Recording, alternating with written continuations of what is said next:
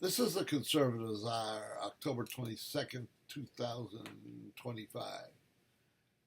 I want to give an update on the Russian thing, Russian war, Russian-Ukraine war, um, and give an update about the lay of the land in the last few days and a kind of an overview of the Zelensky-Putin phone call and Zelensky meeting.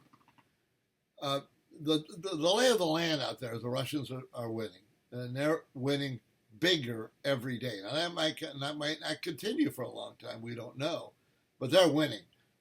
They're advancing in some areas 5 to 10 kilometers. Their strategy of surrounding areas is working.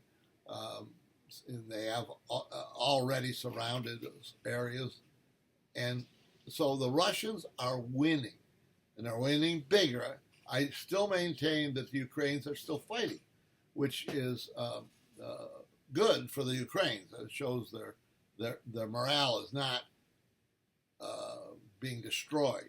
They're still there, but the Russians are winning and winning more, and that goes back to why Zelensky came to visit Trump. Zelensky and Trump, they don't get along that well. And Zelensky, it took a lot for Zelensky to come. What was a lot? Panic. He knows that after a month of this, if it continues, they're in real trouble. They're going to have to surrender in mass. And he knows it. So he comes here to visit Trump, and he wants two things: a ceasefire. All of these people want a ceasefire against Russia because Russia's winning. They're going forward and winning. He wanted a ceasefire. Trump has indicated he don't like ceasefires. Russia wants a signed agreement, and the signed agreement is no militarization of Ukraine. No NATO, no militarization. That's the main things he wants. And Trump, understanding this kind of thing, is not going to, he knows the Russians aren't going to go for ceasefire. Okay. And then we had the phone call. He got none of it, by the way. He wanted a ceasefire, didn't get it. He wanted tomahawks, didn't get it. Why didn't he get it? Because the phone call or communications with Russia is indicated tomahawks, I escalate. And I escalate if I want to, if I need to tactical nuclear weapons. That's the next step. If tomahawks come in, Russia has tactical nuclear weapons moved to the front. That's it. Now Putin expressed that in a phone call. Now he expressed some positive things, I think, because Trump didn't attack him at all. So he offered some concessions, and probably the land he's gained in the last month. That's probably the concession he's willing to make. But no ceasefire, no tomahawks. The call to Putin, there's something weird in Russian diplomacy. Putin talks. Trump kind of likes the talk. Putin says there would be these compromises. And then this guy, Lavrov,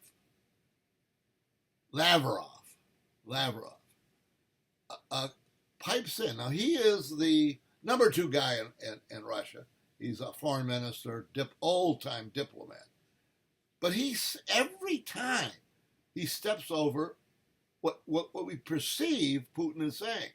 He's the one that's come out in the last few days very, very belligerent. Putin's not belligerent. This Lavrov guy is. It seems at odds. It could be a plan, good guy, bad guy. But another possibility is Lavrov has a lot more power in Russia than we think, because he's done this many times, overstepped the words that Putin, conciliatory words And Lavrov comes the next day and says, no, no, no, we're not going to do any of that.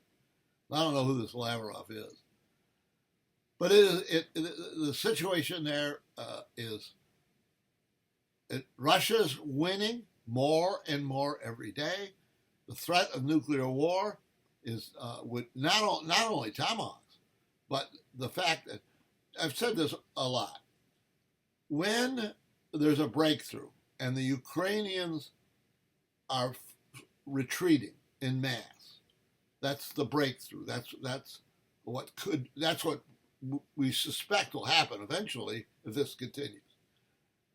When that happens, Zelensky is in real trouble.